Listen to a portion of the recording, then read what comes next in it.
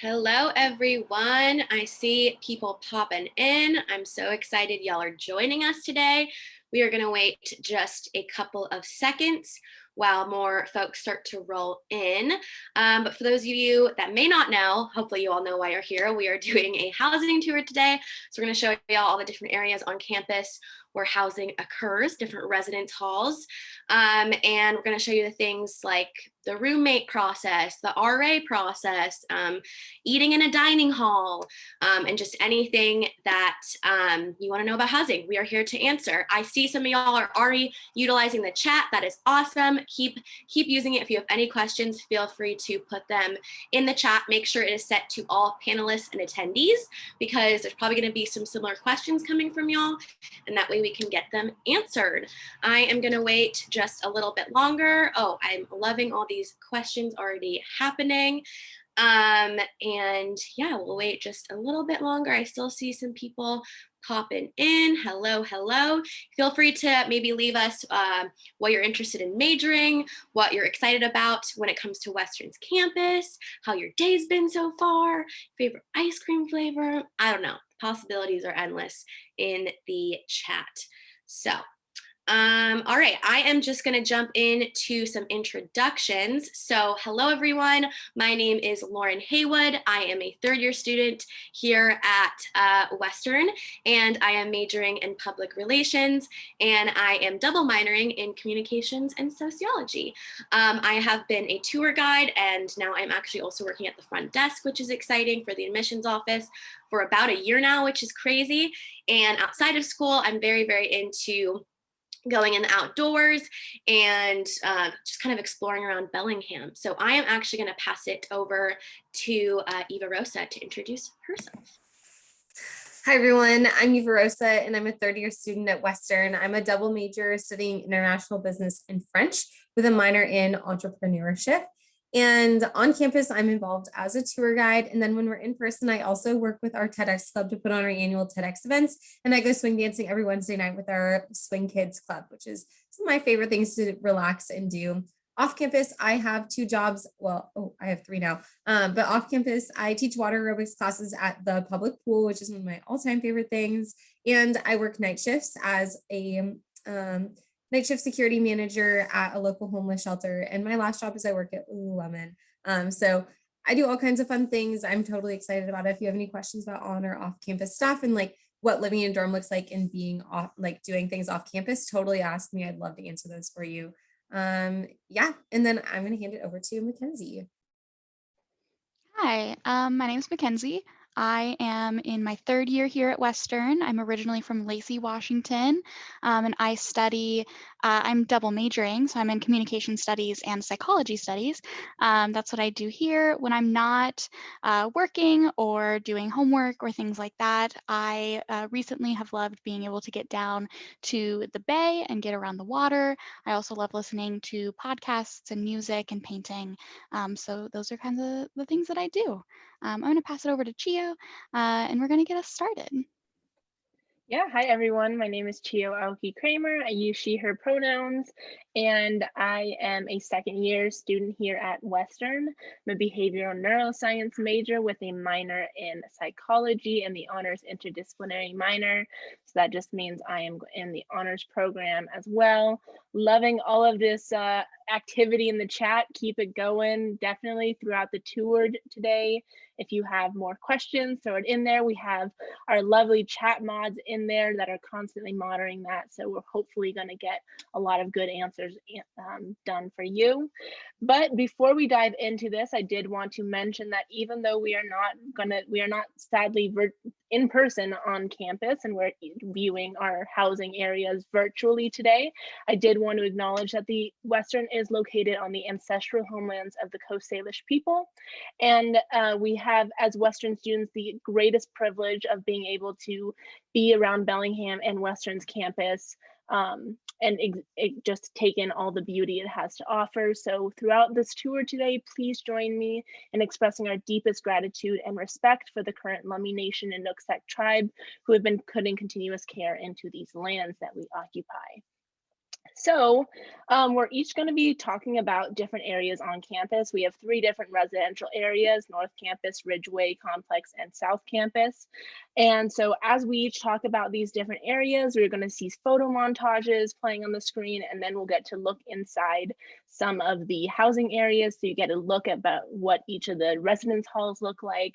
And then after, we can put a link in the chat at the very end for this U-Visit that shows the insides of the housing area, so you can take a look further along and afterwards. So yeah, without further ado, we are going to jump right into this tour. So as you can see here on this screen, we do have 3 main housing areas on campus. Like I had mentioned, we have North Campus, which I'll be talking about, and then Ridgeway, which Lauren will talk about, and then last but certainly not least, South Campus, which Eva Rosa will be talking about. And Mackenzie, of course, will be talking about our housing timeline. So if you have any questions specific to those areas, just to let you know, those are the people who will be talking about them. So as we dive into campus, the main difference across any residence halls across campus is going to be the difference in residence halls. So basically, there's 2 main types. The first one is going to be a suite style, and the second one is corridor style. The main difference between those 2 is that how many people you share a bathroom with and how often your bathrooms get cleaned. So that just means a suite style. It's kind of like the typical thing you see in all TVs and movies with college campuses, that everybody in the same hallway share the same bathroom. So for the corridor style, there is going to be multiple people.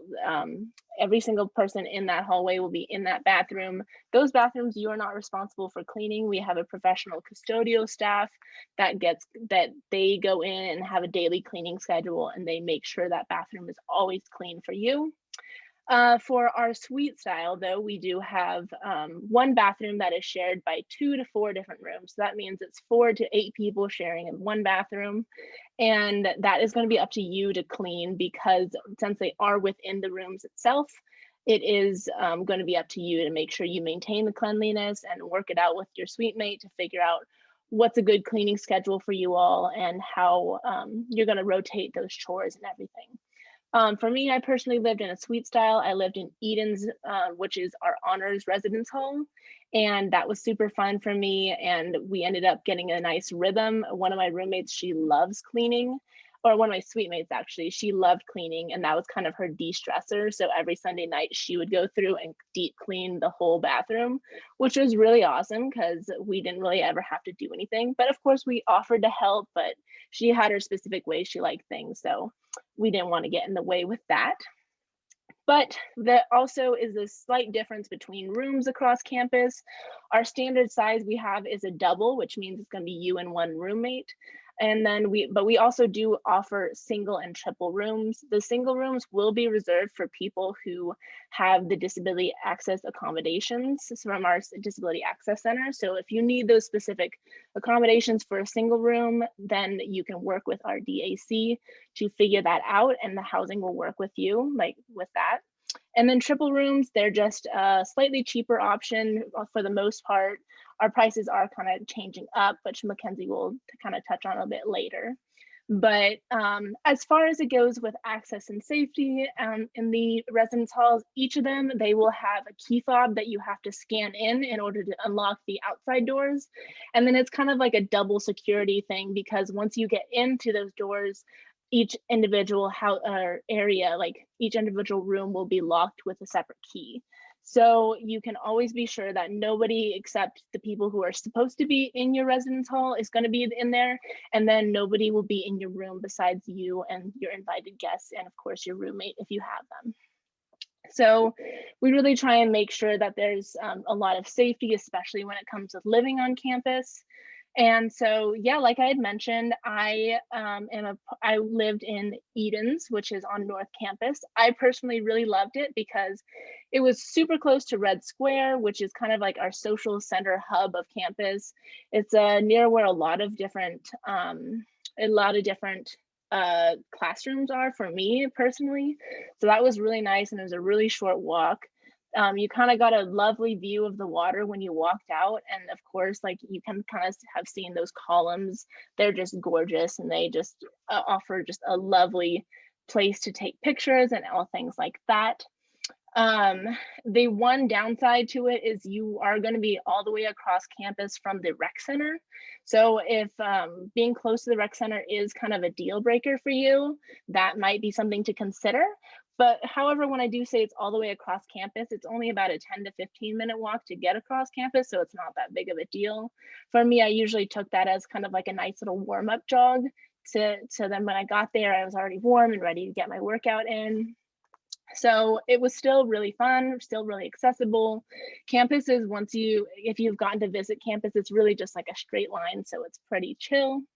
But one final thing that I did want to talk about, and we can actually switch over to kind of look inside some of these rooms now, is going to be kind of about hall council. And that is run in part by our RAs, or our resident advisors, which Lauren will talk about in just a second. But hall council is a super fun thing that all of the students in the residence area and residence community are welcome to join in. And they basically plan different events throughout the whole year. So for example, one thing that our hall council always did a lot of planning into was a yearly Halloween haunted house that we would put on in Eden's Hall, all right around Halloween time. And so you could choose to be a part of it. You could choose to decorate it.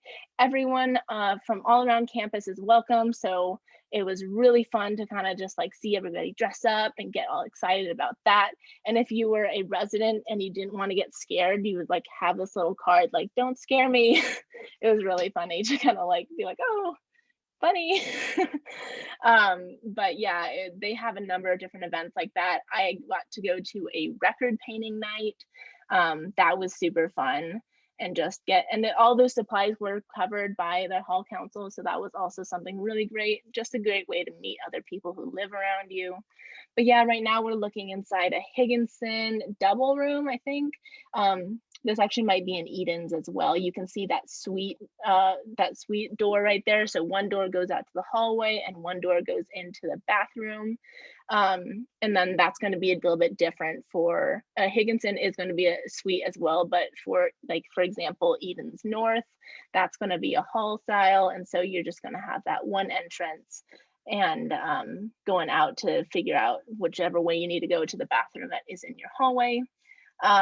Yeah, I had friends who lived in both a suite and other friends who lived in hall style. Both of them loved it. People say you kind of get a little bit more of a community for hall style, but I was able to find good friends just perfectly fine with suite style. So it's really kind of whatever floats your boat in this situation. But I am going to pass it on to Lauren now to talk about Ridgeway.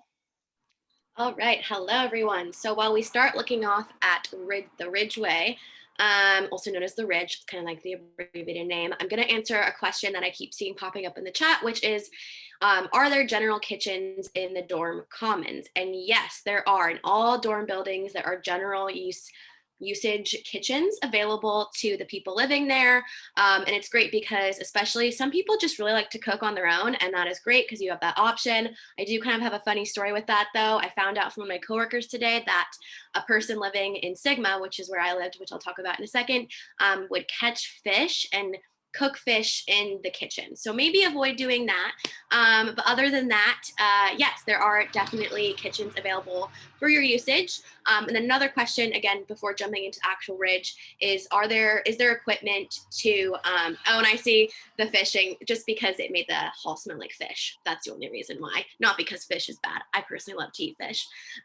Anyways, is there equipment to check out? Yes, there is like a front desk for all of the halls, and you can check out things like vacuums. I know I did that a couple times, or brooms, or just anything like cleaning wise. You can even check out games and things along those lines. So jumping into the Ridge, like I said, I lived here for my first year, my freshman year, and I lived specifically in Sigma, and I had a great experience living up there. It kind of feels like you're in a Harry Potter setting, is what I always like to describe it as, because you're kind of in the trees, and it just feels very like, I don't know, Harry Potter-ish, if you kind of know what I'm getting at. And I, like I said, really like living there. The one thing about living on the ridge is that it is uphill. So you do have to walk uphill to get to it. But honestly, personally, I was always very into that because it was just a little workout, you know? You go get back from class, you walk up a hill and you're to your dorm room and you're just toning those legs. So I always really liked it. That is something just to keep in mind. And then I actually really quickly want to hit on what Chia was talking about earlier with the RAs, or residential advisors. So these are kind of known on campus as your older sibling or big sibling. And basically they're just there for you for anything, really. They're there for you to be support, because it can be a bit of a transition for a lot of people, you know, moving out of their, you know, hometown or family's home to kind of living on their own. And so it's really nice just to have someone kind of always there for you, checking in, making sure you're doing okay. I remember with my RA, we had to do quarterly check-ins, and that was just really nice because then I knew at least once a quarter I had that set time, I had that appointment, and she would ask me things about like my classes, but then she would also ask me things about my personal life, like social wise, you know, how I was adjusting, how the transition was going. And it was really fun because a lot of the RAs in my building were actually friends. So we would all sit together, like as a building together sometimes at the dining hall, which I always personally really enjoyed. And it was just nice to kind of start that community, especially from the very early on point when you first get to school and you don't know that many folks. It's just really fun to have that kind of built-in community. And like Chia was saying earlier, there are so many fun events that are put on by the residential advisors. One of my favorites that I went to was the end of the year carnival, and this was in June, and basically it was on the ridge. Anyone could go to it. It was completely free, and they had games and food, and there's a lot of free stuff in college, which is so nice, especially at Western. You just get a lot of free things, which I always, who doesn't like free stuff, you know? And the carnival was really fun. There was also a Harry Potter night, and here we can actually see into a room, which is Ridgeway Alpha. And just like Chia was mentioning, on the ridge there's also same styles of living where it's corridor style or hall style. I personally actually lived in a hall style, and I had a great experience doing that. I kind of wanted to be a little bit closer to people. I kind of wanted to have that kind of typical experience, and I use that because that's kind of a loose word when it comes to school. Everyone has their own experience, but I liked living with, like I said, people right next to me. I felt like it was really fun because I remember at the beginning of the year we would all just leave our doors open, and so we could all just kind of walk in and say hi to each other and just get to know each other. I will say that's one thing I do regret a little bit, which is not saying hi to more people. For any of y'all watching this, that's the biggest piece of advice I have to offer, is just when you get to school, talk to as many people as you can if you want to do that. I think it's a great way to get to know people, and you never know what friendships you might make out of that. And here we're looking at Omega Double. So yeah, this is exactly what my room looks like in Sigma. You just have a desk, a bed, and then a closet. The closets are actually really nice and spacious. So I didn't really have any issue. I had kept some stuff underneath my bed, but most of my clothes fit in my closet. And then same thing here. This is actually a Sigma double. So you can kind of see a little sneak peek of what I lived in. And yeah, overall, I had a great experience on the ridge. It is a little bit closer to the rec center. Like Chia was saying earlier, if you want to have that is a great place to live, or because it's only like a 5-minute walk versus a 10-minute walk. So not that huge of a difference, but there is some difference. And yeah, so that is about my portion. I am now going to go ahead and pass it over to Eva Rosa. Hi, everyone. So I'm going to start off answering some of your questions about what can you have in the dorm rooms. And this won't be extensive right now, but just to answer some of those general questions that seem to be popping up a bunch. You can have a mini fridge in there. You can have a microwave, and you can have an electric kettle. For the microwave and the fridge, they have to fit specific dimensions that you can find on our housing website, just so that to keep everything fitting in the room and to meet the electrical standards and fire safety standards. You can have an electric kettle. Candles we can't have in the dorm rooms because they have an open flame. Typically, something to think about is if your electric item can shut off by itself, if it gets too hot or if it's left running for too long, then there's a higher likelihood that you can have it in there. If it can't shut off by itself, then you probably won't have it in there. just some of the things to think about as like a general rule of thumb. Obviously for fridges, like that's running all the time. So that's why it has to fit the specific dimensions. And then another one that people are asking about is plants. Yes, you can have plants in there. Absolutely, bring all your plants. We love bringing our plants into the dorm rooms. I will say I made a mistake my freshman year because in my room, the like heater was in the windowsill. And so I put my plants on the heater and they shriveled up and died rather quickly. So that was sad. But I learned my lesson. I moved them to a different place. I'll talk a little bit about the dining hall mixed with my heart and soul, which is Buchanan Towers. That's where I lived. And I saw a lot of questions right at the beginning about Buchanan Towers as well.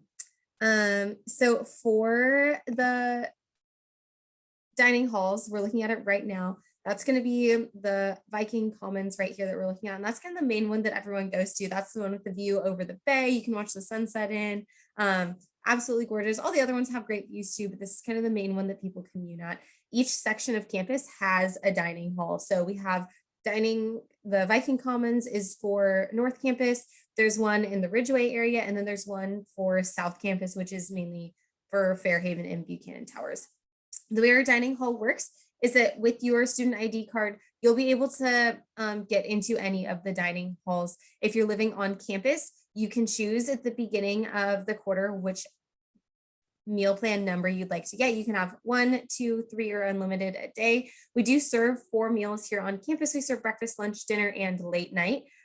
So I know some of you probably didn't know that there was an official name for that 4th meal that you eat at night, but we have one here and it's called late night. And that's where you're going to get things like warm cookies, ice cream, cereal, some comfort foods, chicken nuggets, like things like that to come in for that late night snack and hang out. The rest of the meals of the day, you can access what is being served at each of the dining halls online. They'll show you the menu for what's being served. And that way, so if you like don't like something at one, then you can go to the other one. You can get into any of them. Like I said, I recommend choosing the smallest dining plan that you feel comfortable with at first, because you can always go up in meal plans, but you can't go down. So if you spend the first week and you're like, oh, I actually eat like 7 meals a day, then like go ahead and get the unlimited. But some of you might find that you're eating less than you actually thought you would. So once you walk in, it's buffet style. So you walk in and you have access to everything, all the coffee, all the pizza, all the desserts, all the salad, all the paninis that you could ever want. And you can stay in there. So a lot of people just use that one a day because they feel pretty full throughout the day after having that one meal. I tended to use it for breakfast to start my day, like get started on my homework while I'm sitting in there, and then go into the rest of my day. We do also have a couple other options that if you're running around, you can do a text to chef meal where you will have them like make it to go lunch for you. So you can just run and grab it and then go to your next class. And then the other thing that I want to talk about is at each of the food stations, when you're going in, there's going to be a little sign in front of them. Please make sure you read it, especially if you have allergies, because it's going to tell you what is in each of the things. And that is specifically what's in them. So just making sure you're looking at if you have a gluten allergy, a peanut allergy, any of those things, so that you know, and that's eating that thing will be safe for you as long as it doesn't have any of the things that are listed on the allergy list. We do have options for everyone. We have nut-free options. We have gluten-free options. We have, you're not going to starve here. We have vegetarian options. We have vegan options. So no matter what that meal situation looks like for you, you're going to be well fed here. And I personally think the food is really great. At the beginning, I saw a couple questions about like, is the food here good? Like, I loved it. It was great. I felt great. I also never felt like the food was super greasy, like I've heard other universities complain about. I never left feeling like I was eating a bunch of greasy food that was just fried every day. My food felt like, in general, it felt pretty fresh, unless I was choosing something that was specifically greasy, like a grilled cheese or something. So other than that, it was really awesome. And so going on from there, I'm going to slide into talking about Buchanan Towers, and I'm going to start talking about what the suite style setup looks like specifically in Buchanan Towers, because it looks different than the other stalls or the other residence halls. In Buchanan Towers, you have 2 rooms that are connected in the middle. In that middle section has a couch in it with a small coffee table and a corner kitchen. That is a full kitchen. It has a full stove, full oven, and it has a sink and a full-size refrigerator in there. There's also a bathroom inside there. So the suite style is a little bit more expanded than the other suite styles where it's just the 2 rooms and the bathroom. This actually has the kitchen and a small lounge area for you and your roommates. Typically what it looks like is you have 3 people in one of the rooms and 2 people in the other one. So it'll generally be about 5 people sharing that space. And it's really fun. I really liked it. I ended up going, Buchanan Towers actually has a different meal plan option than the other meal plans that are offered on campus. You can get the 1 meal every other day. And then in addition, you can pay for the 500 dining dollars. So I didn't talk about dining dollars. What they are is any meal plan that you get, you'll have $200 dining dollars loaded to your card, which you can use for Panda Express, Subway, Starbucks, any of the eateries on campus. You can go to and use those dining dollars. So if you don't feel like going to the dining hall that day, you can go and use those if you just want a cup of coffee. If you're up late at night studying and you think, wow, I really want a bagel, well, we have a bagelry, well, not the bagelry, but we sell bagels that are fresh that morning from the bagelry in our library. So bagels, if you want those, you can use those dining dollars on that. You can also use Viking dollars, which can be uploaded by your friends, family, or yourself for those as well. Same idea, same concept, or you can just pay with your card. It's up to you. But the Buchanan Towers has a little bit different meal plan since you have that full kitchen set up in every single one of the suite style dorms. I personally really liked it. I love being able to roll out of bed and just like grab a snack before something early in the morning, or being able to like just make meals with my roommates. And I found a lot of community in that. I also saw a couple questions at the beginning about the distance. Buchanan Towers is away from the rest of campus, and it can be a little intimidating at first. I will say that for probably the first month, your friends that are also first years will probably not come visit you if you like know someone coming to Western, and then they'll like realize how close it actually is and that you have been making the walk to their dorm the entire time. Be like, oh, I guess it isn't that far. So don't worry, you'll be totally okay. I made the walk. I also got a bike that I would ride if I was running late. I just like pull it out of the rack and ride it up to campus. And it was like a 2-minute bike ride. A walk from Buchanan Towers all the way to the Viking Commons on the other side. It's about 15 minutes.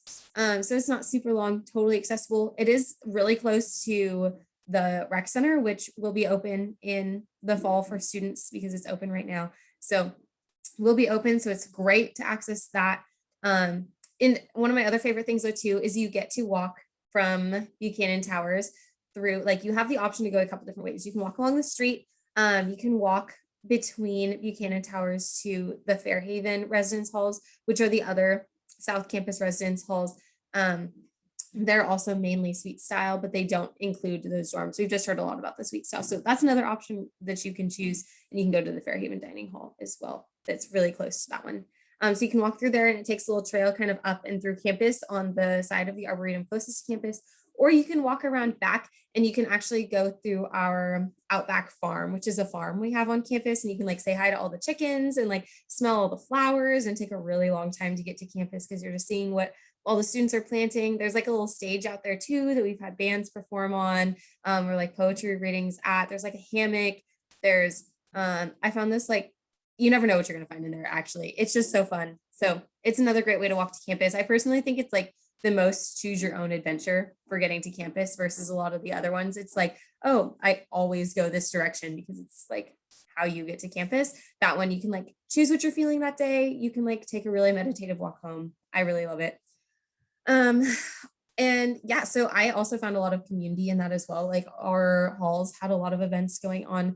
One of my suite mates was actually the like Buchanan Towers event planner president. So she forced us to go to everything, which I really appreciated because then we got to go to all the events. We would have like bachelorette nights and they'd like order pizza and we'd hang out and watch the Bachelorette with like a whole bunch of people in the dorm rooms and like at the big flat screen TV. And they have like pool tables and ping pong tables and foosball tables that you can play. And they have games you can check out. And they also have like this giant kitchen, like a big industrial kitchen on the 4th floor as well that you can access if like you're trying to have a whole bunch of people over to make a big meal.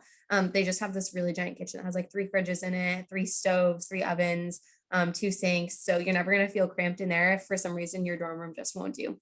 And they have also full-size kitchens every other floor in Buchanan Towers. So if you're a foodie, Buchanan Towers is the place for you, just so you know. All right, I think I'm done talking about how great Buchanan Towers is. Now I will hand it over to Mackenzie.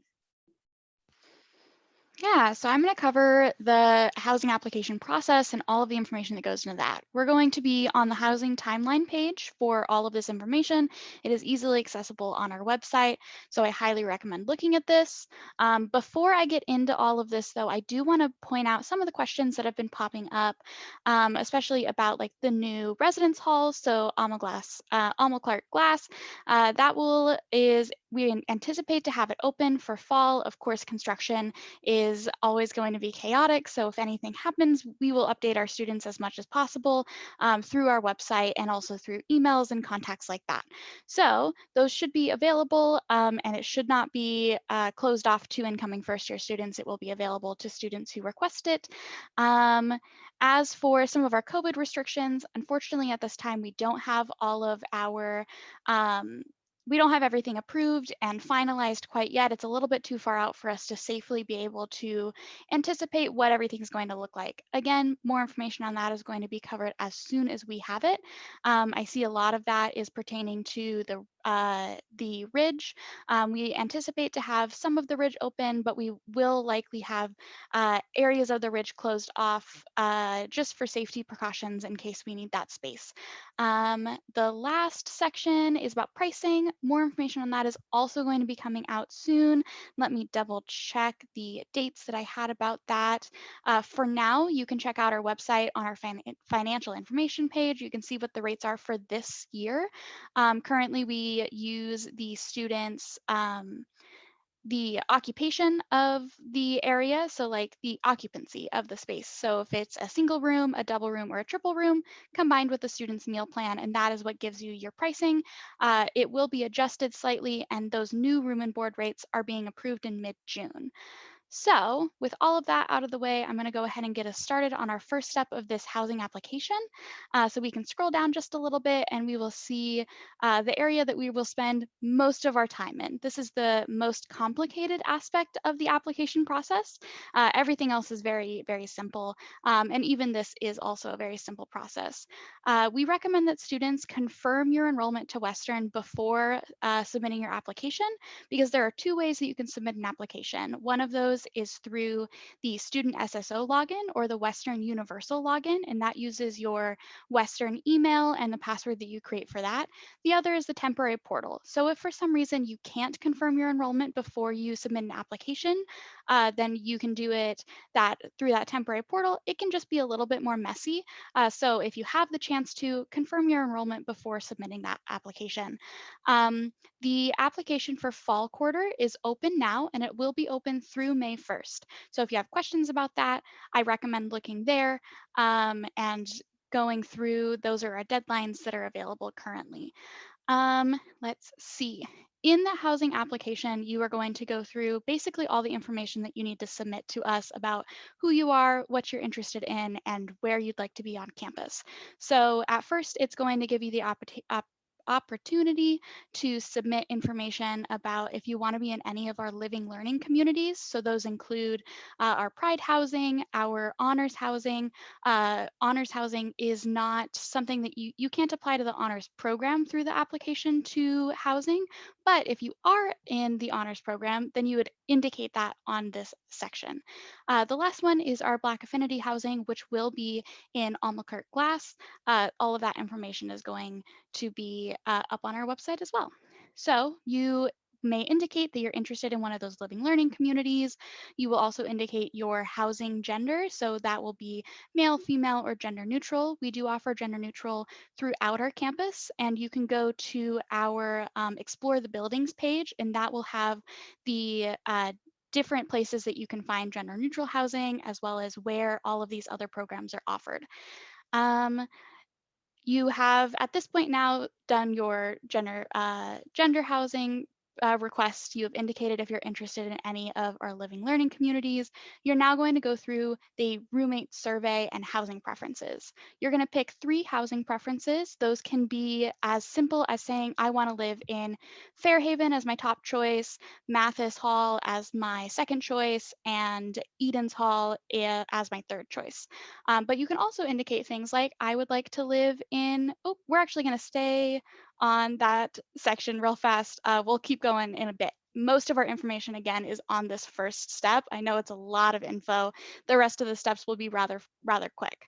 The other indications you can say as your housing preference is like, I would like to be in a suite, or I would like to be in a hall style residence hall. All of that information is going to be there. We're going to go to our roommate survey, which is also in this first step. There you're going to indicate, I like to stay up late, or I like to go to bed early, or I like to have guests in my room. I am like very friendly in that way. But the flip side of that is you can also say, nope, I like to keep private. My bedroom is like just for me and my roommate. I'd really rather not have guests over or things like that in that space. And all of that will help us find the best spot possible for you. Your roommate survey is going to be there. You will then accept the housing agreement. That's first application. The second portion is roommate options.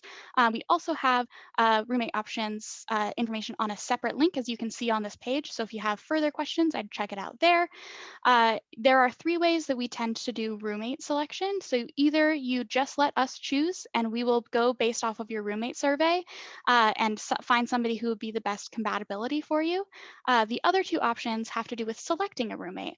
When you go through the housing application, you can create a roommate like profile on the My Housing portal.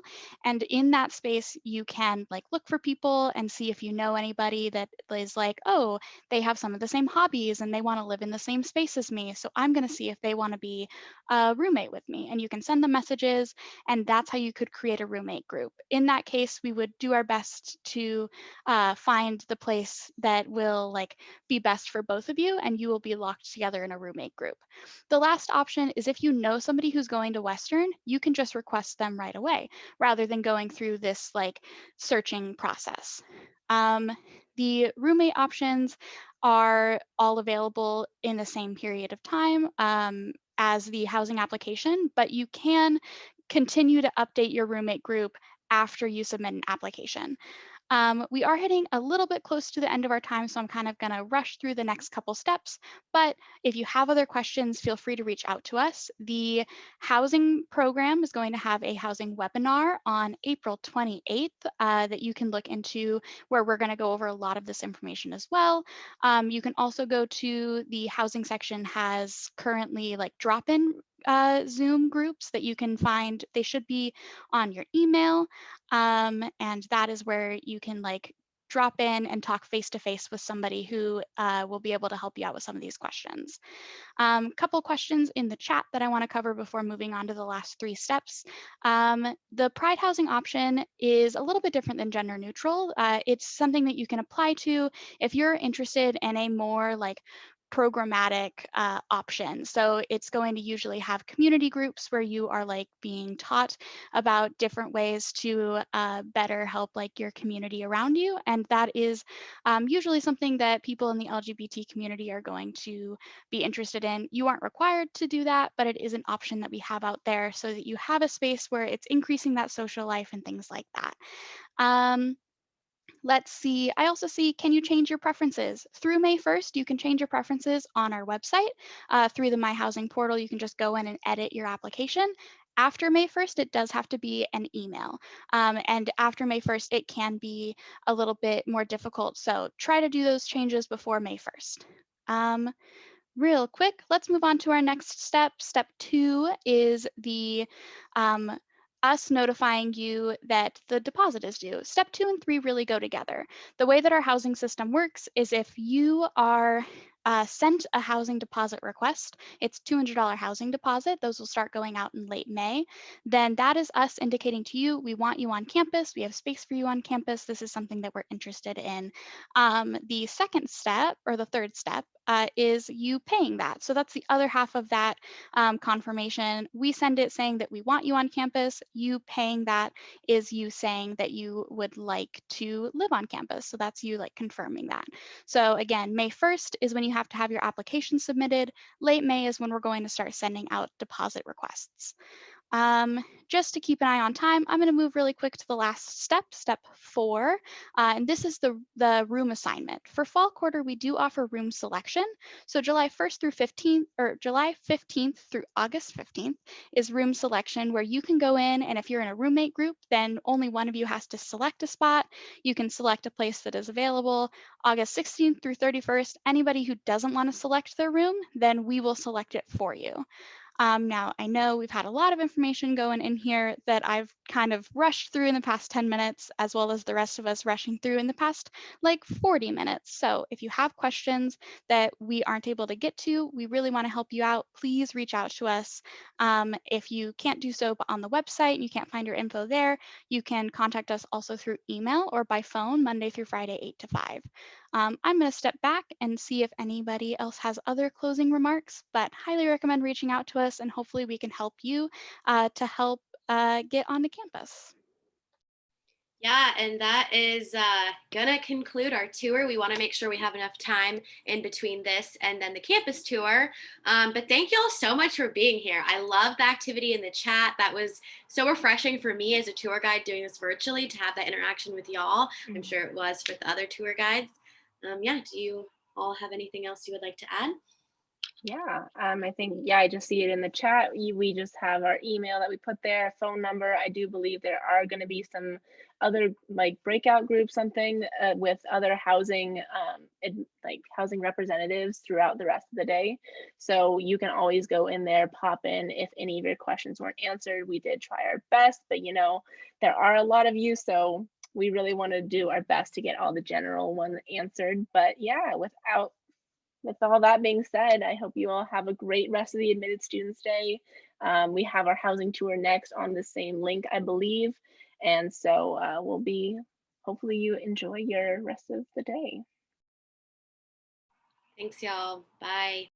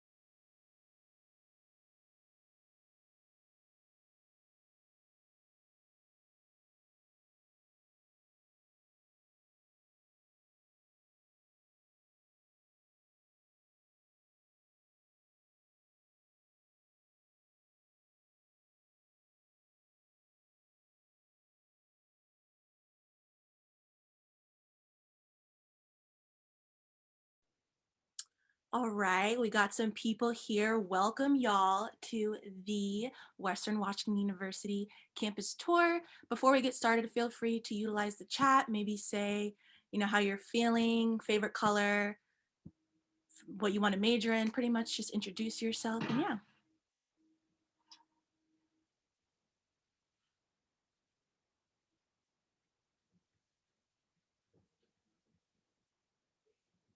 Ooh, industrial design, like that. Hello, Isabella. I do want to also mention, please make sure that your chat settings are on all panelists and attendees. That way, if there's any repeated questions, they can just get answered one way and everyone can see your questions because I guarantee a lot of people are going to have the same questions. All right, I see. Oh, yep, I'm enjoying the sunny day too. I'm living for this weather. Ooh, hello, Keegan, Boulder, Colorado. Nice. How you doing, Spencer? Are you ready? Are you ready to go? We're about to give I'm good. I'm ready. I'm excited. Yeah, all right. What else? Ooh, human services. Hi, Maddie. Illinois. I always get confused if it's Illinois or Illinois. I don't know why, but for some reason It's like the whole Arkansas, Kansas issue. yeah, You know? it's literally. Yeah. I get you. All right, we're gonna keep on welcoming. Hi, Josh. Ooh, I see a lot of education majors. I like that.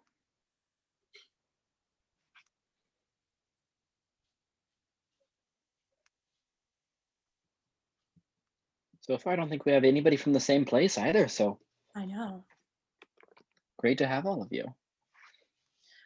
All right, so it was great. We've got a little intro going on. Like I said, get ready, y'all. Sit back, relax, grab that Hydro Flask, trail mix, whatever you need. We are about to give you the tour of a lifetime.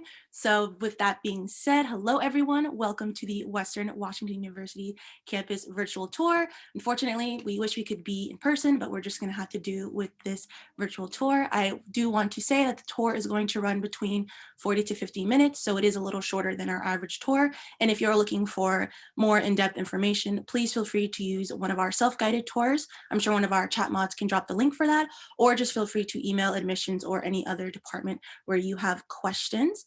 I want to start out by introducing myself. Hello, lovely people. My name is Rebecca Rodriguez. I am currently a second year here at Western, majoring in creative writing and hopes to one day become an English teacher. In middle school, I know middle school, but I love it. I'm all about that cringe life. And when I'm not giving tours or reading really old English novels, I really enjoy watching old reality TV. So currently I'm watching a lot of old TLC reality TV shows. I don't know why, but they're giving me life. They're giving me that motivation. And yeah, with that, I'm going to pass it on to Spencer. Hi, everyone. I'm Spencer. My pronouns are he, him, his, and I'm a third-year student originally from Portland, Oregon. I'm a linguistics major with a Spanish minor. And my fun old media fact is that I'm currently trying to watch every Oscar-winning movie ever in the hopes that that will give me sufficient knowledge to win Jeopardy someday. So that's what I'm currently working on. And yeah, I'll go ahead and pass it back to Rebecca now to start us off. I'm excited. I hope that you do Jeopardy because then, future tour guides can use you as, our famous Western student. All right, y'all. So with that being said, before we start the tour, we would like to acknowledge the land that we are virtually standing on. And while we are taking this tour and seeing all of the beautiful nature and environment around us, from the mountain to the ocean, I would really like us to think about the history that this land has and the privileges that we have been afforded by being a part of this institution and using the resources in the area, specifically taking time to acknowledge the Liming Nation and Nooksack tribe that are our neighbors in the region. And with that, like I said, sit back, relax. We're about to do this, y'all. So as you can see, we are currently looking at a lovely view of Bellingham. We are actually standing in Pack Plaza. I'm not going to go into too much information about Bellingham, but I do want to talk about our downtown Bellingham and our historic Fairhaven district. So what's great about Bellingham is you kind of get a little bit of everything. You're not too far away from the mountains, so you're able to ski, or maybe you want to do hikes, but you're also really close from malls. So if you need that Taco Bell or that Target fix, our mall is about 15 minutes away from campus. And if you like more of that small town homey vibe, then Bellingham and downtown Bellingham is the perfect place for you. So as you can see, we have a lovely picture of Bellingham. And what's great about downtown Bellingham is there's lots of different, events that you can go to.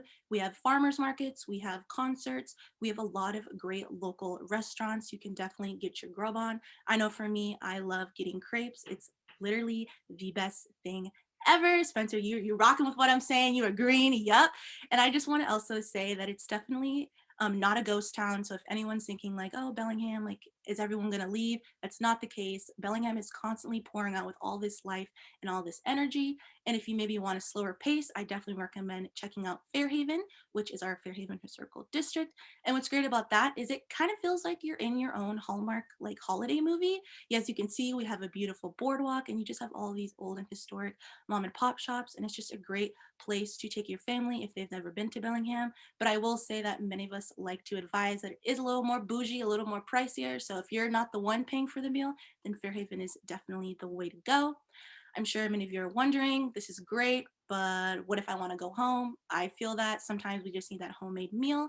And what's not only great about the location of Bellingham is also the transportation of Bellingham.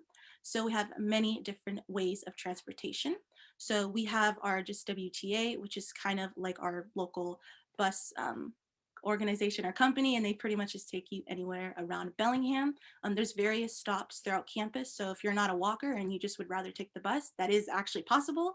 And we also have our Amtrak, which is just a train.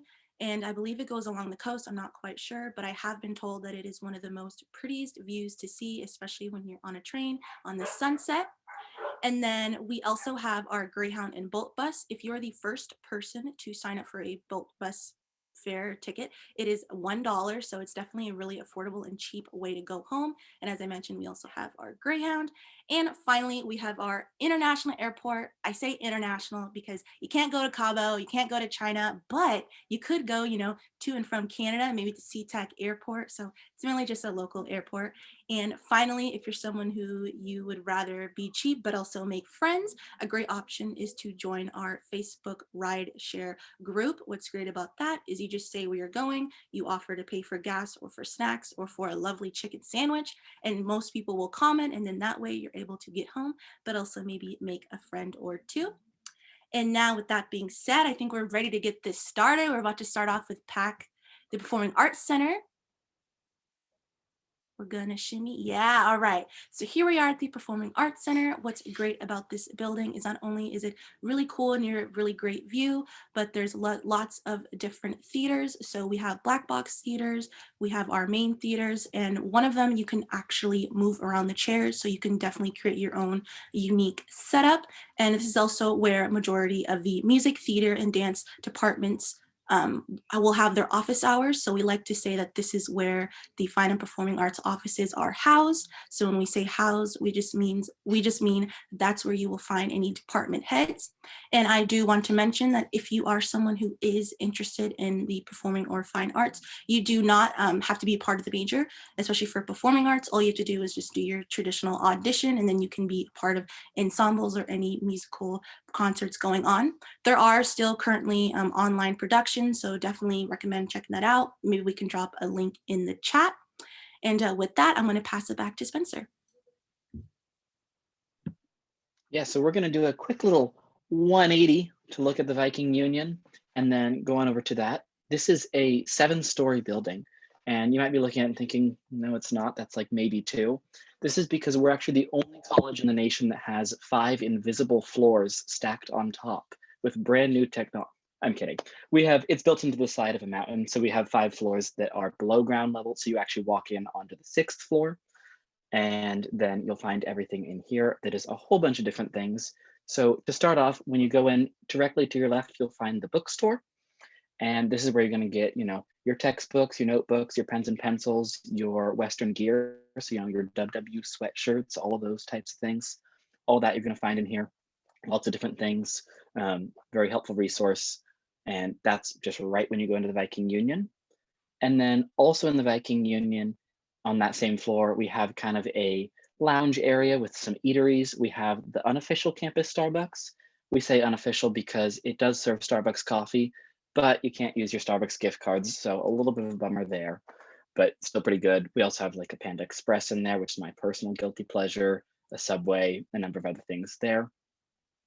And then if we go up a floor, you'll find our KUGS radio station, which is actually an opportunity that students get to go and you can have your own little like radio hour show. I have a number of friends that have done this, and they, it's kind of fun. You tune in to, I think it's 98.3. Don't quote me on the number though, but it's something like that. And you can hear about what music they're playing, or there's a person that did bedtime stories that they read for their younger brother a while back. So you get a lot of different opportunities with that, and a lot of people really enjoy that. And then also kind of across the hall from that upstairs is our brand new multicultural center. And this is a space that we're really lucky to have thanks to the advocacy work of a lot of students of color, particularly students in the Black Student Union and the Native American Student Association. So this has a lot of different spaces, including a lounge and full kitchenette area, as well as it has study areas and multi-purpose rooms, as well as housing a lot of different identity-based resource centers. So we have our Women's Identity Resource Center up here. We have our Queer Resource Center. We have the LGBTQ Western Director and a number of different things like that. It also has meditation rooms and foot washing stations. So there's a lot of different resources here. It also has this little multicultural library right here. So there's a lot of really great resources up here, and it also houses our Ethnic Student Center clubs, which we have, I think, 19 of. So we're really grateful to have this space, and it's a really nice new space that we have now that we didn't previously.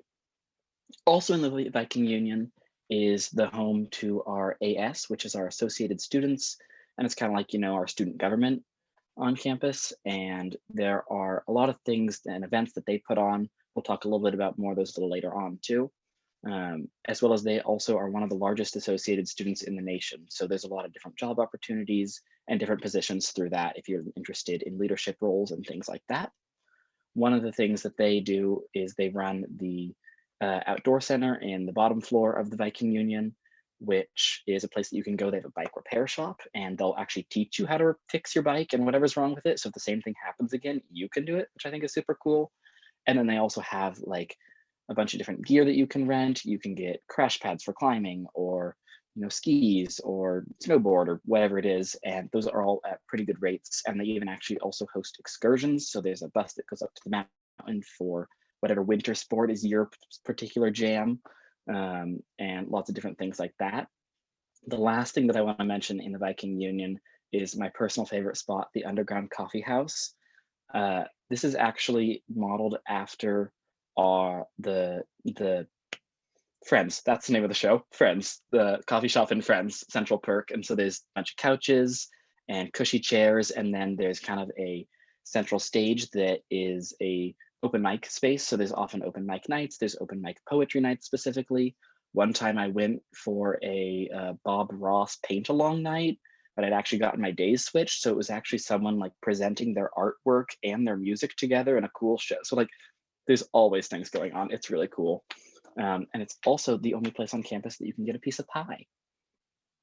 To jump back to when I was talking about the outdoor center and the associated students, they also run our facility on Lake Whatcom called Lakewood, which is another place that you can go to just hang out, or you can rent things like kayaks or sailboats or paddle boards, and they're like $5 to rent for the day, and you get to use them. And it's not currently open, but we hope it will be again soon. It's currently closed because of COVID, but it is a spot that students love to hang out and be on the lake and get those cheap rentals. So we're now going to kind of go back to campus and look and talk a little bit about dining. So just next to the Viking Union actually is our Viking Commons dining hall, which is one of our 3 dining halls on campus. So to talk a little bit about how this works, we have 3 main residential areas on campus. We have North Campus, the Ridge, and South Campus, and each one of them has its own dining hall. However, depending on where you live, you don't have to go to that dining hall. So you can go to any of them. They're all open to all students. That's just kind of so that they're close to those different areas. And how our dining plans work is that if you live on campus, you do have to have a dining plan. One thing to note here is that you are never required to live on campus, although we do recommend it for first-year students. So if you are living on campus, we have a few different dining plan options for you. And these work based on a number of meals or swipes. So we have the 80, 100, 125, or unlimited options.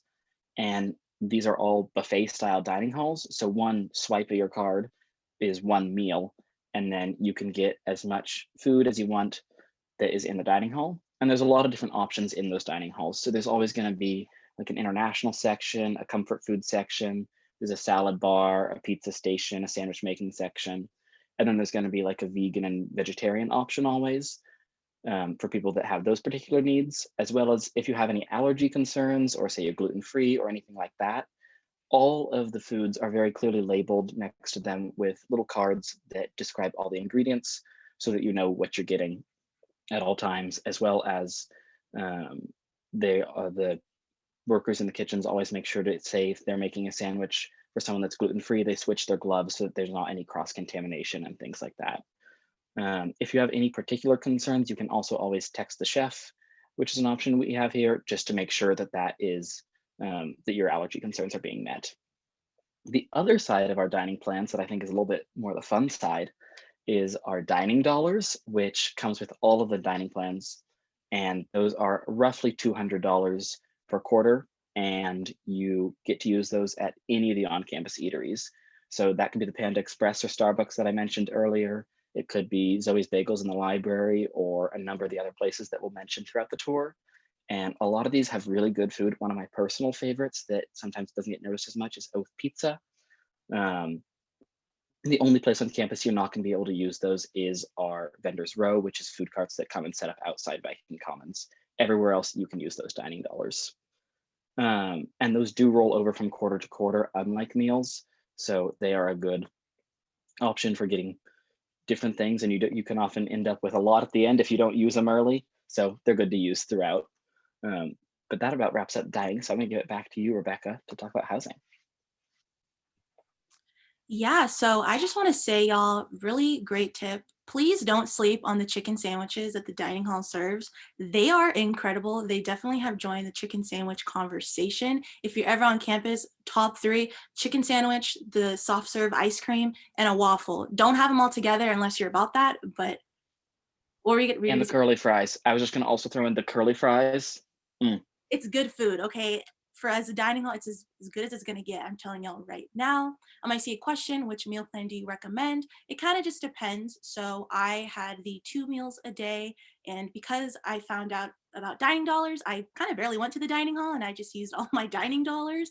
But we do recommend that you start out smaller. That way you can just either increase, because I'm not sure how it works, but I do believe that after a certain deadline, you can't change your meal plan, and it's much easier to add on meals rather than to try to take them away.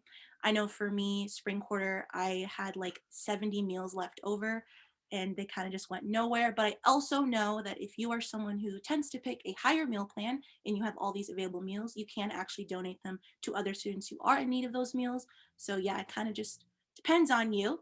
But with that, we're going to talk about our lovely housing. So like Spencer mentioned, there are 3 different living communities here on campus. We have our Ridgeway complex, our South and our North campus, and we're just going to kind of give a general overview on housing here at Western. So all of the 3 living communities do offer suite and corridor style. The difference between suite and corridor style is that suite style is where rooms typically 2 to 6 rooms will share a bathroom, and what that looks like is kind of like a pod, and you have all the rooms and there is a bathroom. And then our corridor style is the more standard residence hall building that you might have already toured at, which is where we have just a hall of rooms and then a bathroom. The floors are separated by gender as well as the suites, and both the suite and corridor style bathrooms do get cleaned. But I will say that if you are living in a suite, you are kind of more responsible to clean your suite bathroom, as it does get cleaned not as often as the corridor. With that, this one, I see a question. This one is our corridor style. So North Campus right now, we're looking at Nash and Mathis. This is a double, and this is kind of the standard layout. And outside of the door would be the hallway, and usually at one of the ends, you would see the bathroom.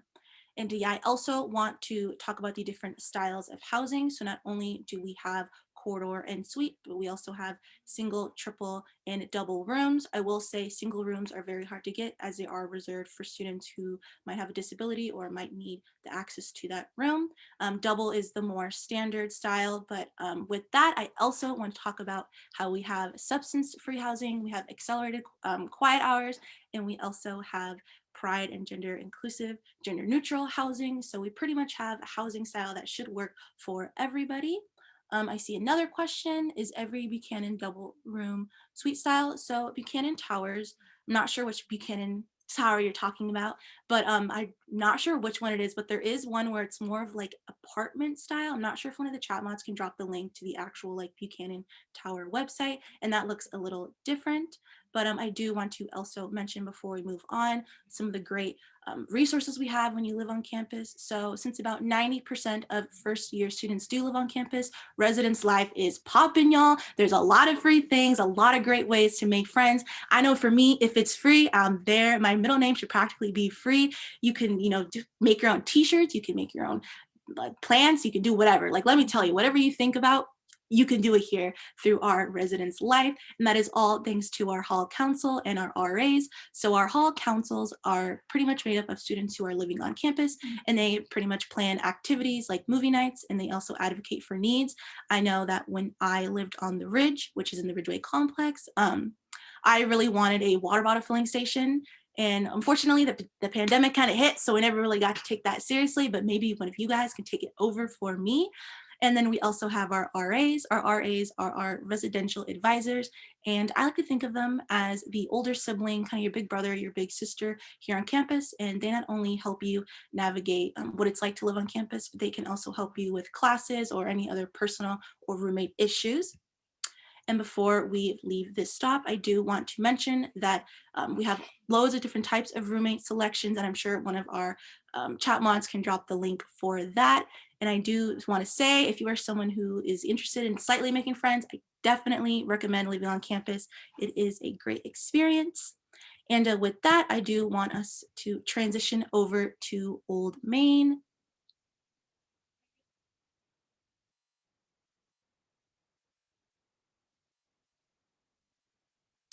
All right, so the only actual part that it's considered like the oldest part of Old Main and Western is that middle section, and there's not a lot going on in here. This is where you would find the admissions office, which is where you can get any help regarding admissions. And we also have our honors program housed here, as well as our financial aid and scholarship center and our student employment. So yeah, this is basically just kind of where you'd find a lot of your resources for student life and any other on-campus questions that you might have.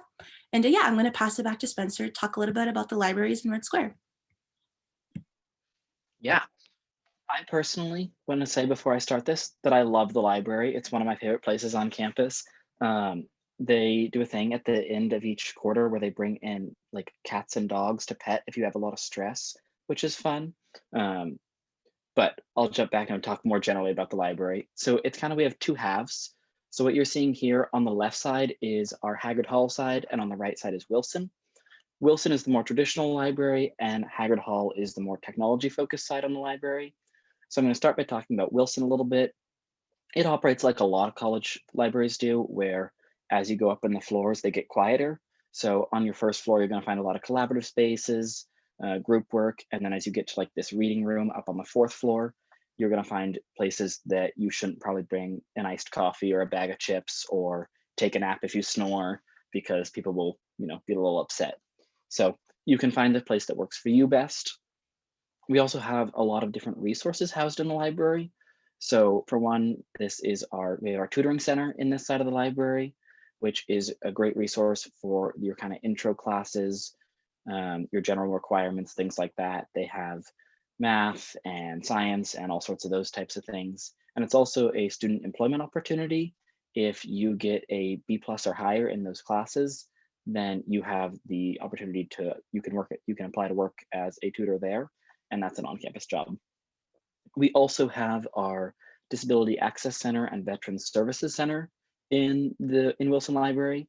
Our Disability Access Center helps with both visible and invisible disabilities. So if you have some concern about some disability that you have, it's great to get in contact with them, and they'll work to figure out an individualized plan to set up for you.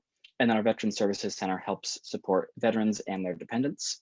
So those are both resources that we have in Wilson. And then if we kind of go across that sky bridge to the other half of the library, you'll see we have our ATUS Student Technology Center and a number of different resources over here as well. So the ATUS Center, they can do things like repair your computer, or they also run our campus Wi-Fi. You can also check out GoPros and other different, cool things like that, and then take to the mountain and go skiing with, or things like that that students do. And as long as you return those in good condition, that's totally free. We also on this side have our printing center, and one particular resource that I want to shout out is our Hackerel Research and Writing Studio, which is super cool because in addition to being another student employment opportunity, it is, they help with any sort of essays or papers that you have to write.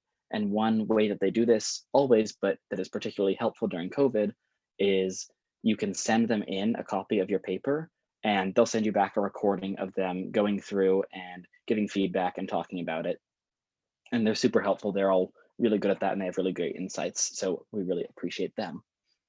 But we're now going to kind of turn from Haggard towards Red Square, which is not this like geographic center of campus, but is absolutely the social center and really the hub of campus. I don't know that I've ever walked through Red Square and not seen someone I know, just because it's always popping.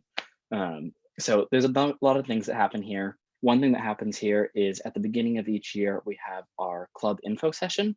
So all of our clubs, we have over 250 clubs, will come out and they'll set up big tables in concentric circles around that fountain in the middle there.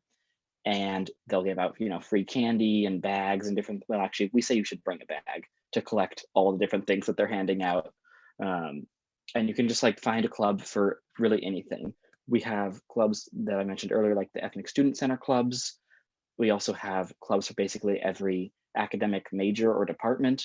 We have clubs that are just totally random things like eating cereal and watching movies. And if in all of these clubs you can't find something that is perfect for you, you only need 5 friends and the support of 1 faculty member to start your own club. So I know earlier in one of the other rooms that we had for this day, students were talking about maybe wanting a ghost hunting club. So if you had 5 of you, you could make that a thing, and Western would support you and fund you in that. The other thing I just want to mention that's kind of a fun fact is that fountain there in the middle, yes, it is a fountain. It's not going right now, but it is a fountain. Actually is based on a device that is on the top of that building right over there that measures the wind speed. And this is actually a project that a student did. And so when the wind is blowing really hard, the fountain's water is lower so that you're not going to get sprayed by the water as you're walking by. And then when it's, a still day, then it goes really high all up into the air, and it's pretty cool.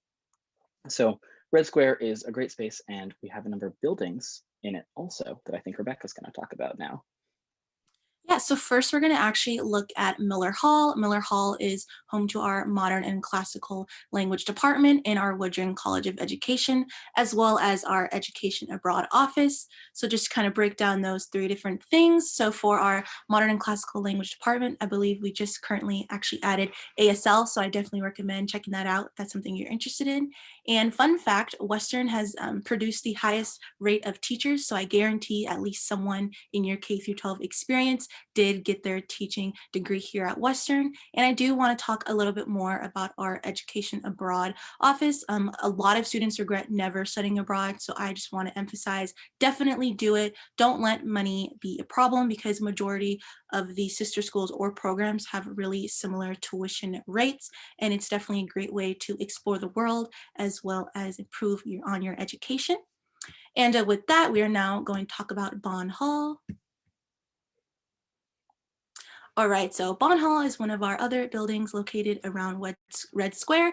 It is home to the College of Science and Engineering. So in here, you'll find philosophy, mathematics, and history. And there's not much going on, there's just some lecture halls, but we do have a upper level math tutoring center. This center is open to all calculus and above math students. I also know that even if you are not in any calculus or above classes, you can still rent out calculators. And I hear, you didn't hear this from me, they sometimes have free cookies and free tissue tissues, and sometimes you need a tissue and a cookie, especially when you're taking math. So yeah, with that, we're going to say goodbye to the free cookies and head on over to our humanities building.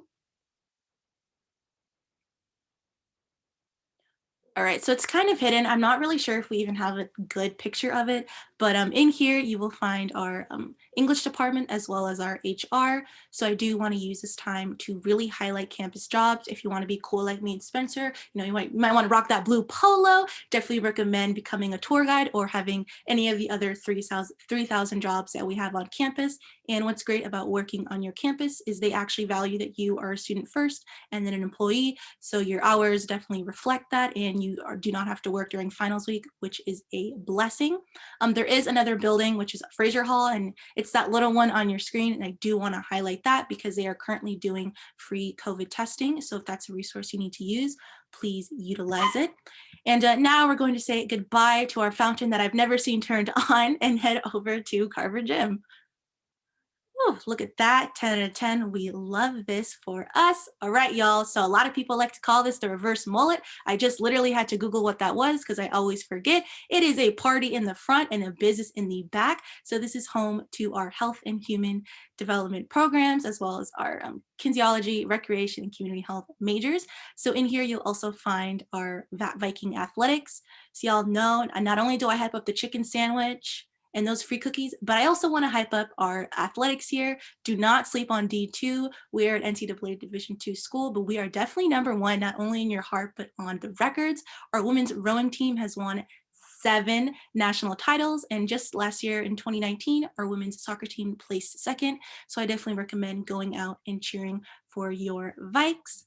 And as I mentioned, in here we do have our business section, which is where all those human and health development programs will be held. So we have some laboratories and classrooms located in here. I do want to also mention that there is a separate building for Division II athletes to work out. So don't worry, you will not have to share the track with some, collegiate runner.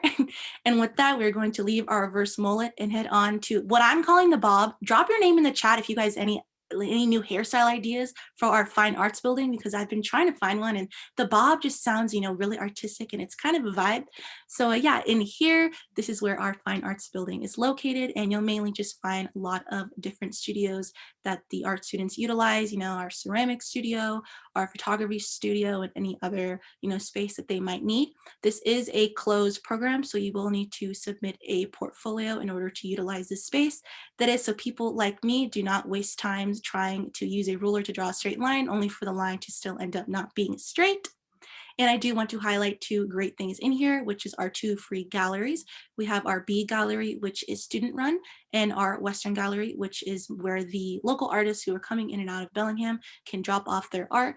And it's free, free, free. So check that out, update that Facebook profile picture, utilize, post on your Snapchat, whatever you got to do, definitely recommend. And then we also have art vending machines in here. And I definitely recommend purchasing the little cute little art, because the money that the vending machine collects does go on into scholarships for art students. And with that, we are going to briefly look at the SMATE building. So there's not a lot going on in here. It's literally just science and math lecture halls, which is the perfect segue as I'm passing it back to Spencer to talk a little bit more about some of the other stops on campus. Cool. Yeah. So now we're going to look at our Ross Engineering and Technology building, which houses all of our engineering and design department majors. So we have 5 programs through that, including our plastics and composites engineering, our industrial design, manufacturing engineering, and I think electrical engineering is the other one.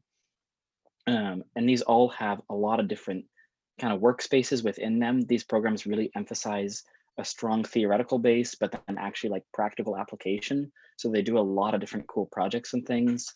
And you can see all the different labs in here that have things that I have no idea what they are, but look pretty cool and impressive to me. And I know they use them for things like we have a racing team that works on a car every year. They also have a project where they're finding microplastics on the beaches of Alaska and then using those to make compostable snowboards and other winter sports gear, which I just think is so cool. And so there's a lot of really cool things to this, and these are all accredited engineering programs. that we have through here. And so I really want to go into this building when we're on campus again so that I can actually see these things, because I've never seen them in person before. Um, but moving on from that, we're going to go a little bit further south. We're going to look at Morse Hall and the biology building. Morse Hall is our chemistry building, and the biology building, shockingly, is our biology building. And these are also connected by a sky bridge and are kind of similar in that they primarily house lab space.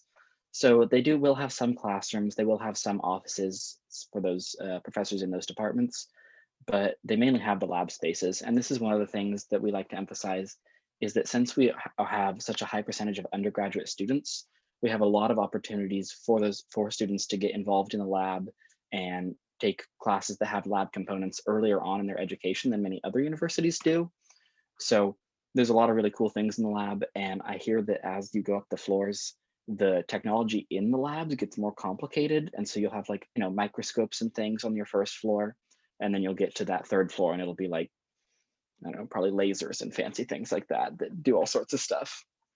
The other thing that we have through our biology program is we have a satellite facility in Anacortes, Washington, that is the Shannon Point Marine Center. And this is particularly for students that are interested in marine biology. You can actually even take a quarter and study abroad here, and you get to work with seals, or I think we had someone who looked at sea slugs and different things. And you're right on the water there. It has its own residence halls and dining halls and all that. And it's just truly right there on the water. So that's a cool opportunity if you're a person who's interested in marine sciences particularly. And then to talk about a different aspect of the marine ecosystem that we're in, we're actually standing in Haskell Plaza, which is one of our largest sculptures on campus. And you might be kind of confused as you look at it and say, I don't see a sculpture. And that's because the whole plaza itself is the sculpture. So the whole thing is actually a representation of the San Juan Islands. So the grassy mounds represent the islands, and then the blue bricks represent shallow water, and the red bricks represent deep water, with then the yellow being the currents that go throughout them. And there's a rumor that students have even planned kayaking trips and things based on this and had success, and they haven't gotten lost. So it seems like it works well enough. But we also have kind of a sculptureception. Wow, that's a hard word to say, going on here, because we have another sculpture within this. And this is our feats of strength. So if you kind of look around, you might see some green little people scattered about. And we like to particularly highlight this one in the middle, it's kind of hard to see, but there are 3 people all holding up a big rock. And then there's one tiny person on top, not doing anything, just kind of chilling. And we call this one the group project, because you're going to still have this happen in college, that you're in a group project and 3 of you are doing all the work. And then you have that one person that's not doing anything. They're just putting their name on the paper. They're saying, I facilitated. So don't be that person, because if you do, someone will come to campus and will make a sculpture about you, and we'll all point at it and make jokes. So watch out. But with that, I'm going to give it back to Rebecca. Yeah, like Spencer said, don't be that person or we will make a sculpture out of you. So with that, we're now going to get some more information on Parks Hall. So Parks Hall is home to the College of Business and Economics. And what's great is that the classrooms are structured for, business programs. So you are going to be looking at someone in your classroom, face to face. So make sure you pick someone you don't mind staring at for an entire quarter. But there's also really great resources that the College of Business and Economics provides. I know a great one is our quarterly career fair. It's open to all majors, and literally anyone, any business or company who is there has guaranteed either they will hire people or give people an internship. And all you have to do is look cute in your suit and tie or whatever you want to put on, grab that resume and head in and feel that confidence and feel yourself. And yeah, it's a great way to be a part of, Google or Boeing or any other of our big corporations that we have here and near Seattle. And with that, I do want to move on to Artson Hall. So Artson Hall is home to Western's social science programs, but it's also home to Subway, Bomb, a pizza place, and a little mini market. So we like to say that you're never more than 10 minutes away from food if you're on campus. So definitely utilize those dining dollars. And I will say that this Starbucks located in this building is a real one. So you can use your points, but that also means that the lines are going to be very long. So I definitely recommend going early.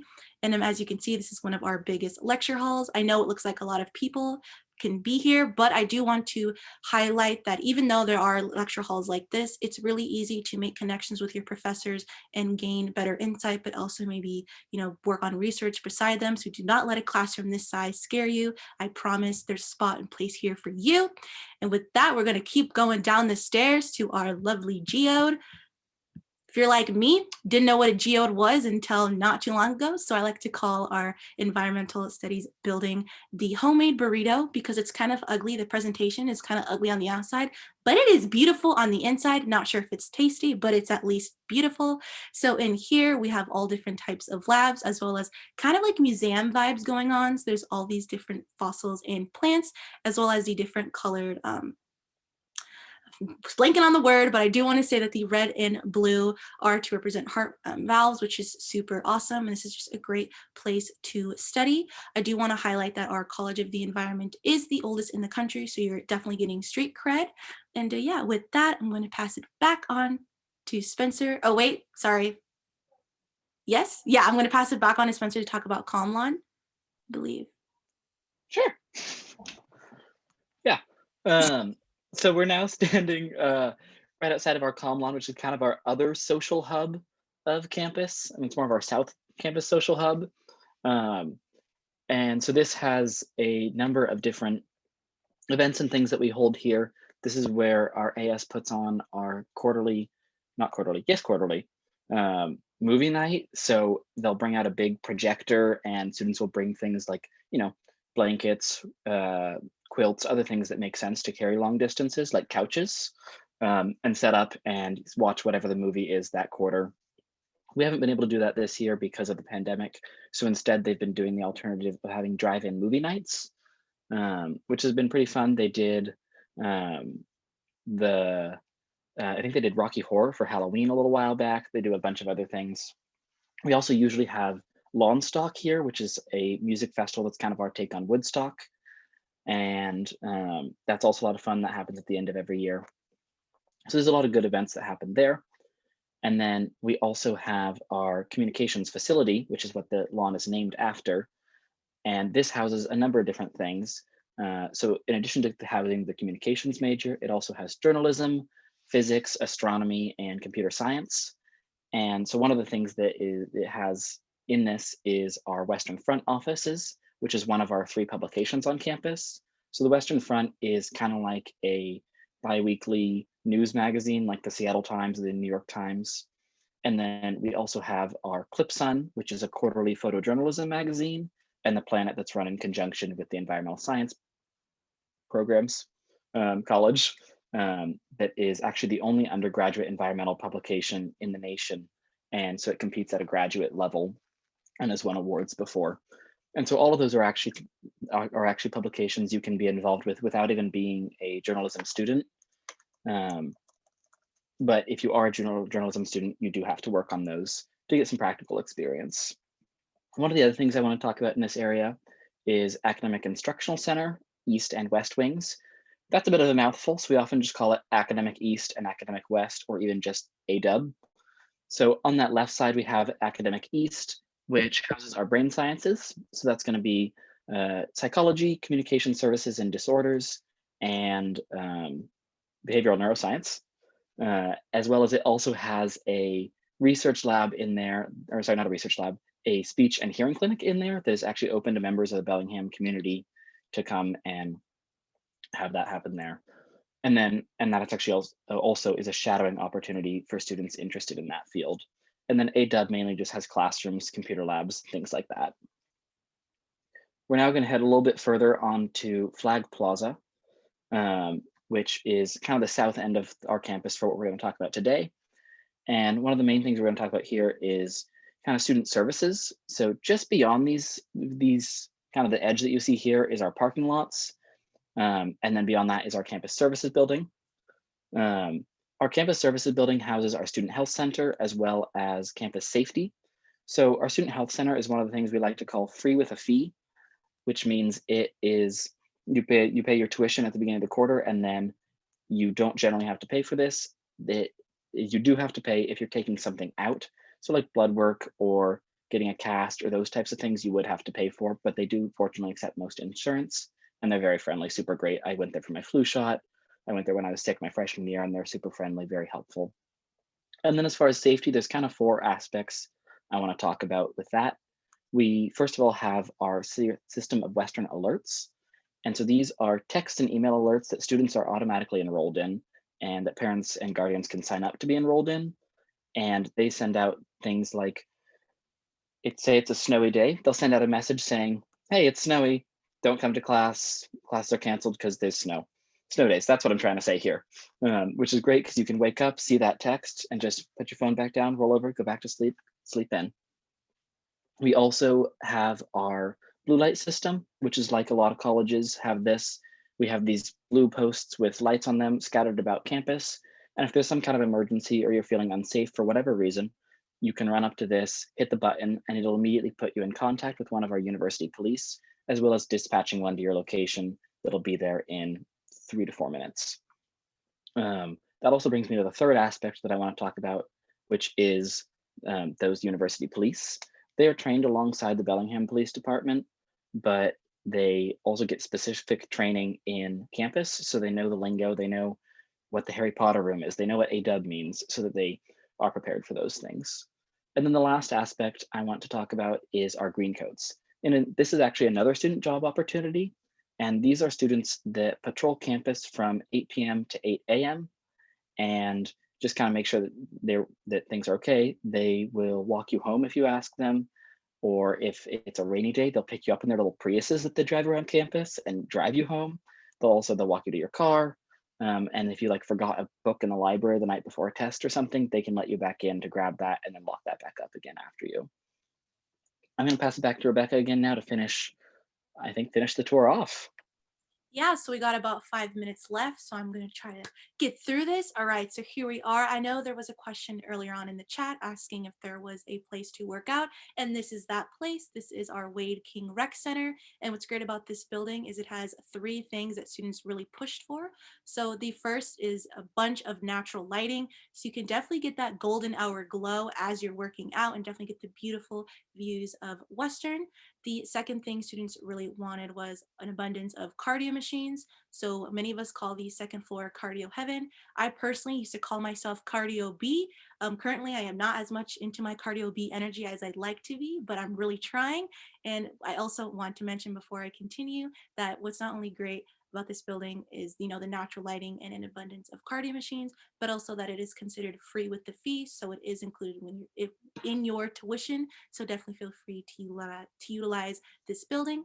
And the final things the student really wanted was a lot of outdoor activities to be brought indoors. So we have a rock climbing wall, we have pool and hot tub, and we also have an indoor track, but it is 10 laps to a mile, not 4 laps to a mile. So definitely make sure you remember that so you're not thinking that you're ready for the 2021 Olympics. And with that, I do want to touch up on some of the different cool activities that we offer. So we do offer a bunch of different fitness classes. We have yoga, Zumba, women in weights, whatever you're feeling.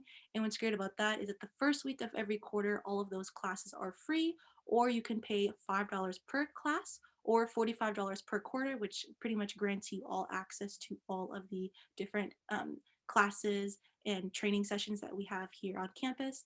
And finally, I know I already kind of touched up on our NCAA Division II sports, but I do want to also talk about our club and our intramural sports. So our intramural sports / rec sports are really great. They kind of have your standard basketball, soccer, volleyball, as well as I believe they do have bubble soccer, but that will only be a thing if people sign up for it. So please, y'all, let's get this bubble soccer going. Sign up for that. And what's great about that is it's a great way to not only exercise as well as make friends, and it's a little less competitive, whereas our club sports is definitely more serious. You pretty much decide who you're playing, who's on your team, who's coaching you, who's not coaching you, where you're going to play. And what's great about that is it's got the same variety of sports. And yeah, with that, I think that pretty much concludes our tour. If you have any questions, please feel free to type them in the chat and we'll try to answer them. And if not, I hope you have a beautiful and fabulous day and enjoy the lovely weather. Yeah, thank you all so much for coming. It's been so great having you all here. I just want to remind you also that at 3 p.m. we do have closing remarks. And then at 3:30 we have our after party Quiplash game that you can join current students for. And I'll go ahead and send the link to that main page in case you've lost that so that you can find those things again. But yeah, thanks for being here.